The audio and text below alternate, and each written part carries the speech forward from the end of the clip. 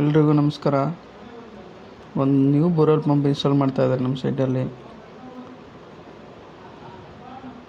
ಯಾವ ರೀತಿ ಮಾಡ್ತಾರೆ ಅಂತ ಹೇಳ್ಬಿಟ್ಟು ನಾನು ನಿಮಗೆ ಈ ವಿಡಿಯೋದಲ್ಲಿ ತೋರಿಸ್ತಾ ಇದ್ದೀನಿ.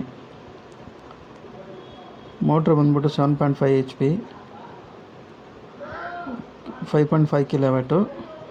ಪಂಪು ಬಂದು 75 ಸ್ಟೇಜಸ್ ಇದೆ. ನಿಮಗೆ ಪಂಪದ ಡೀಟೇಲ್ಸು ಲಾಸ್ಟಲ್ಲಿ ಫೋಟೋ ಇದೆ, ಅದು ನೋಡಿ. ಈ ಮೋಟ್ರ್ ಮತ್ತು ಪಂಪ್ನ ಫಿಕ್ಸ್ ಮಾಡ್ತಾ ಇದ್ದಾರೆ. ಫಿಕ್ಸ್ ಆಯಿತು. ನೆಕ್ಸ್ಟು ಸ್ಪ್ಯಾನರಿಂದ ಟೈಟ್ ಮಾಡ್ತಾ ಇದ್ದಾರೆ. ಟೈಟ್ ಮಾಡಿ ಇವಾಗ ಅದಕ್ಕೊಂದು ಕೇಬಲ್, ಮೋಟ್ರಿಂದ ಕೇಬಲ್ ಬರುತ್ತಲ್ವ, ಅದಕ್ಕೆ ಕೇಸಿಂಗ್ ಹಾಕ್ಬಿಟ್ಟು ನೀಟಾಗಿ ಫಿಕ್ಸ್ ಮಾಡ್ತಾ ಇದ್ದಾರೆ. ಕೇಬಲ್ ಕೇಸಿಂಗ್ನ ಟೈ ಮಾಡ್ತಾ ಇದ್ದಾರೆ. ಒಂದು ಹಳೆ ಬೋರ್ವೆಲ್ ಪಂಪ್ ಬಂದ್ಬಿಟ್ಟು ಕರೆಕ್ಟಾಗಿ ಅದು ವಾಟರ್ ಪಂಪ್ ಆಗ್ತಾ ಇರಲಿಲ್ಲ. ಇನ್ಸ್ಟಾಲ್ ಮಾಡ್ತಾ ಇದ್ದಾರೆ ನ್ಯೂ ಬೋರ್ವೆಲ್ ಪಂಪ್ ನೋಡಿ.